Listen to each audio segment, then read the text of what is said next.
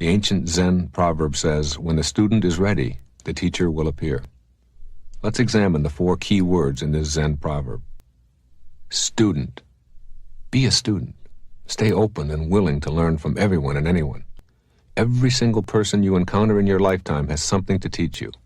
The ability to create real magic involves, first of all, being a student of life. Ready. This translates to being a willing student. As a student who is ready, you are eager for what it is that everyone and everything has to offer you. Teacher.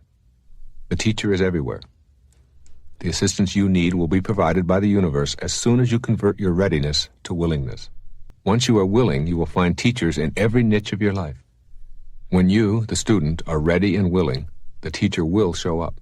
You simply have to look around, open your new eyes, and silently ask yourself, who is my teacher?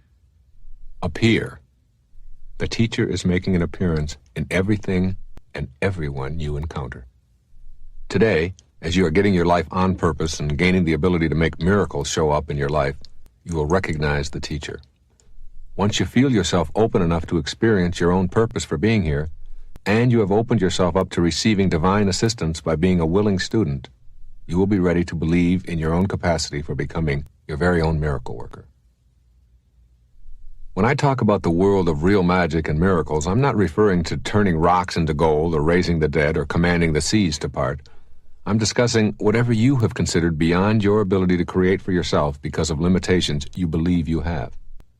I want you to cultivate the foundation for creating real magic in any area that you would like. You must begin by examining your life focus and beliefs before attempting to implement any real magic strategies. I have identified 7 beliefs that can help you tap the power of real magic.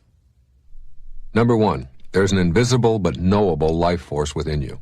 Try cultivating an awareness of the invisible life force that suffuses all form in the universe, including your own physical body. This is the same universal intelligence that directs a rose to be a rose, the planets to align and move through space, and you to be you. It is in fact what allows you to perceive and experience your physical body and this physical world in which you find yourself temporarily housed. Number 2, your thoughts are something that you control and they originate with you. Thought is our way of processing and recording our human experience. Your thoughts create your experience of your health, wealth, and every detail of your world. As a step toward the awakened life of real magic, you must consider how your thoughts have contributed to a non-miraculous, limiting approach to life. Then you will know that you can also produce the opposite. Number 3, there are no limits. All of the things that you have become convinced are limits are products of the way in which you have learned to think. You probably were taught that logic and scientific verification dictate what is possible and what is not. But people who believe only what they can see or prove scientifically are limited by the current level of sophistication of our measuring devices. Be a person who accepts no limits in your mind. None. Number 4, your life has a purpose. The entire universe is an intelligent system. The invisible part of you, your thoughts and feelings, are also a part of the intelligent system that is you. What I'm asking of you here is to simply know you have a purpose, and then you'll be on your way to being able to create a miracle of your life in any and all areas of your choosing. Number 5, you overcome weaknesses by leaving them behind. You cannot outthink your weaknesses and limitations. What you can do is leave that stage of your life behind you and walk through the gate into a new way of being. You leave behind the belief that you cannot change, and you will leave behind the physical activity that has supported that belief. Picture it behind you, look back at it, and know that you no longer live that way. Know this to be a truth, and you'll soon see yourself creating real magic in your life. Number 6, examine what you believe to be impossible, and then change that belief.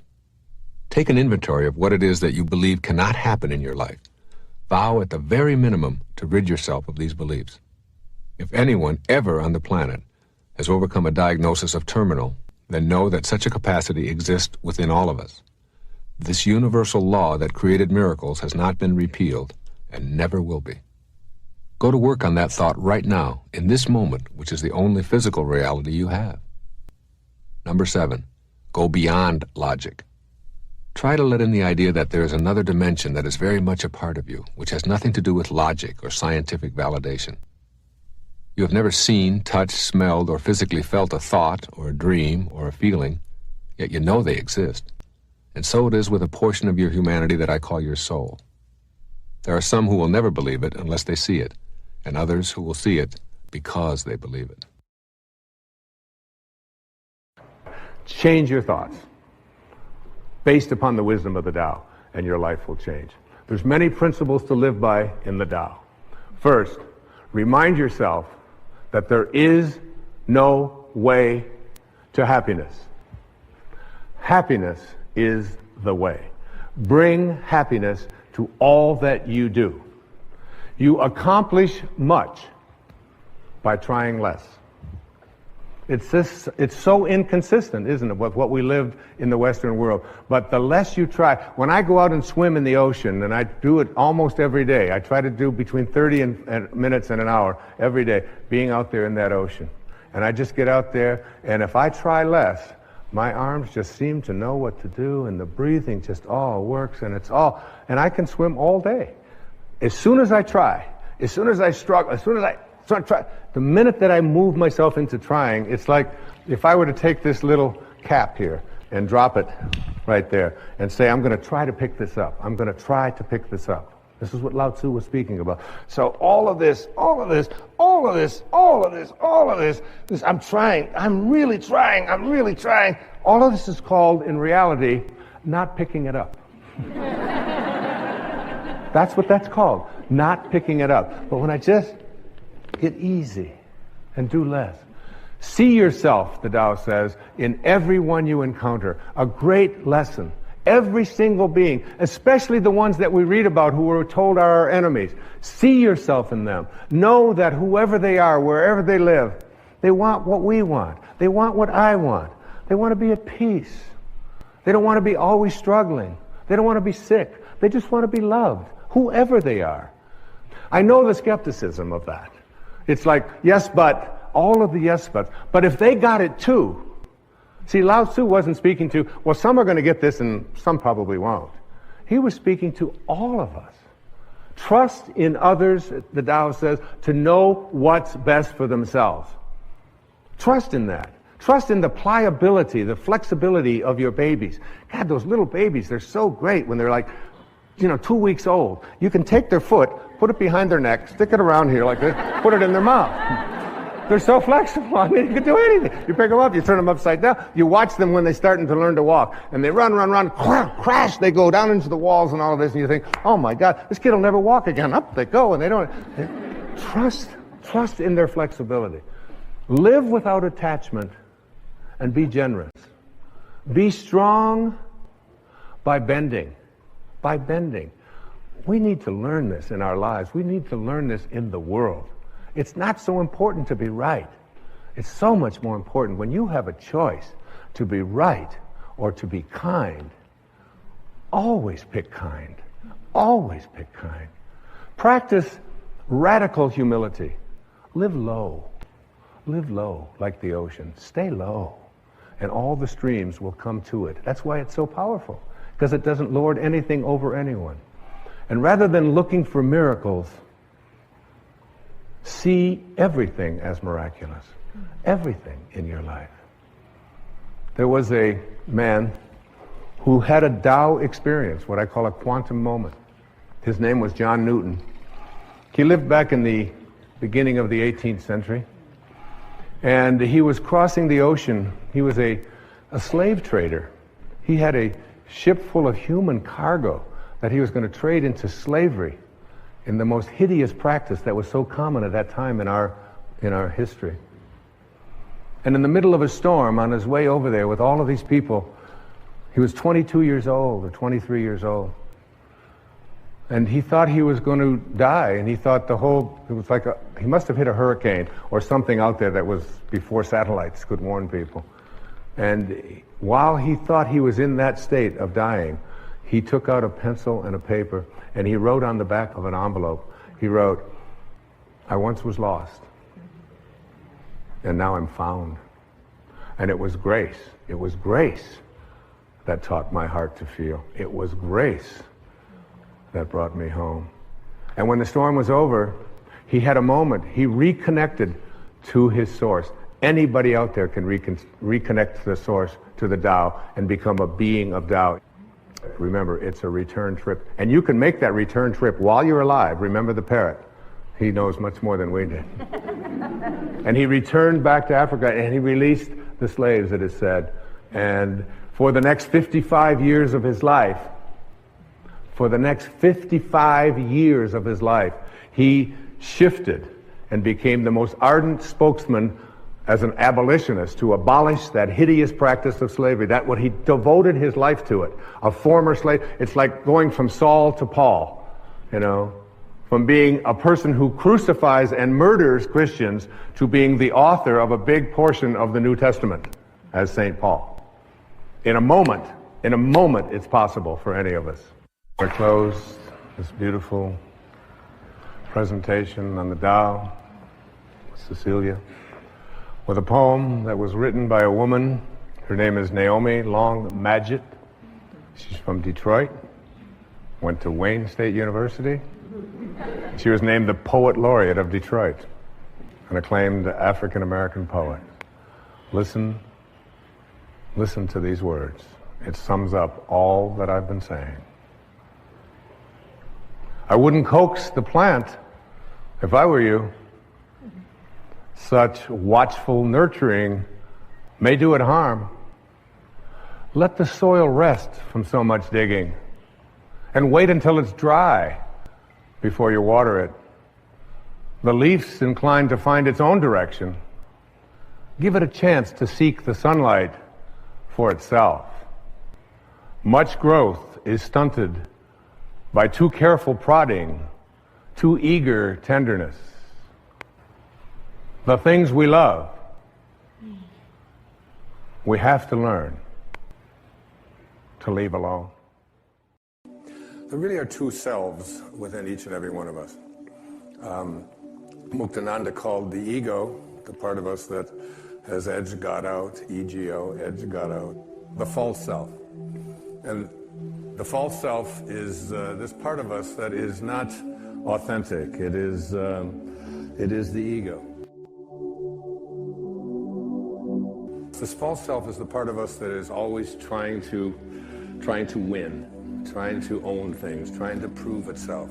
We send our kids off to school and we tell them, you know, be ahead of everybody else, win no matter what, and so on. And they have a tendency to believe that who they are these bodies, even though the body they're in is going to change and you'll never be able to find it again. And then there's within each and every one of us a higher self. And this higher self is really the soul. It's really the spirit. It's really God. But these two selves are sort of constantly they're not at war so much with each other, but there's this battleground that we have within us. I'll give you an example of it in my own life. Somebody on the internet, a guy named Watkins, has put out a list, because there's lists for everything. The 100 most spiritually influential people alive. And they put out this list, 100 people. And they rank from number 1 to 100. And I'm on the list.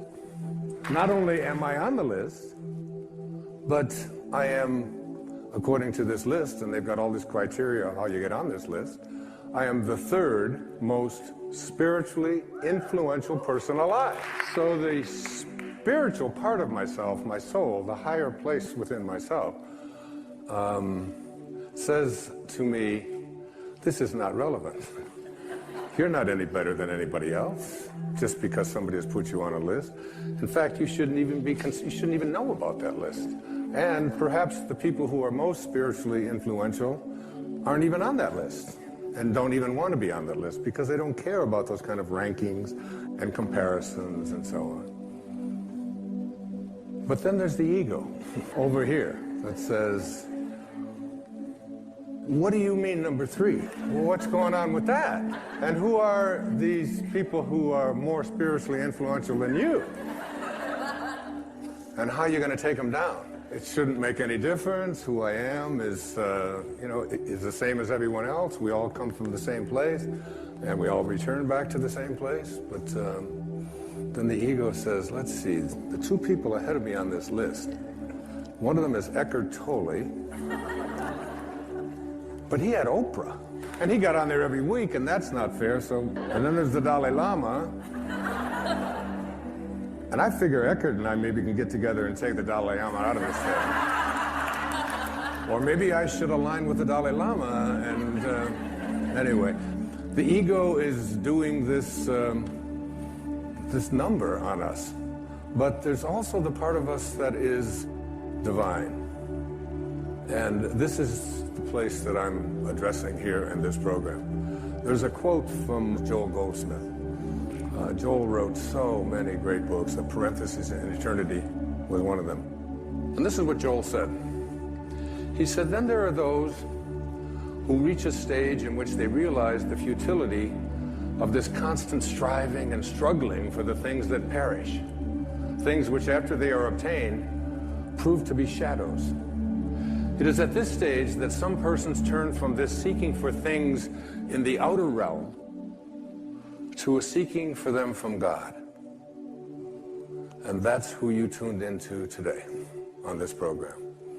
I have left this pursuing things and money and fame and winning and being better than others. It's taken me a while, but it has been a powerful journey. As a matter of fact, I had said to my ex-wife, I said, can you imagine? Did you ever in your wildest dreams, could you ever have imagined that you would be married to the third most spiritually influential person alive? And she said, they didn't call me when they made that list. And she said also, I don't want to upset you, dear, but you're not in my wildest dreams. All right. So moving to this higher place is really understanding that in the second chapter of Wishes Fulfilled, I call it the higher self. And it gets defined very specifically by this great Bulgarian teacher. His name was Omram Mikhail Ivanov. And he was teaching what's called the initiatic sciences. And I have had his teachings show up in my life in a very powerful way. I've studied his writing. I've listened to many of his recorded lectures that took place back in the 50s and 60s and 70s. And I brought a quote of his that I'd like to share with you.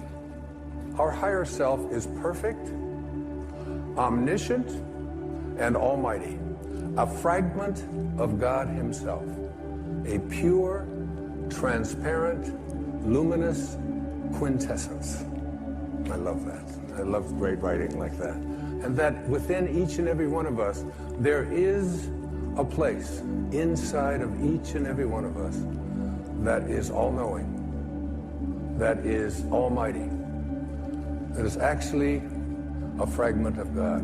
He then went on to say, the Creator has planted within every creature a fragment of himself, a spark, a spirit of the same nature of himself. And thanks to this spirit, every creature can become a creator. And this means that instead of always waiting for their needs to be satisfied by some external source, human beings can absolutely work inwardly by means of their own thoughts, their own will, and their own spirit to obtain nourishing, healing elements that they need. This is why he said to all of us, the teaching I bring to you is of the spirit of the Creator and not of matter. A spark that is in each and every one of us.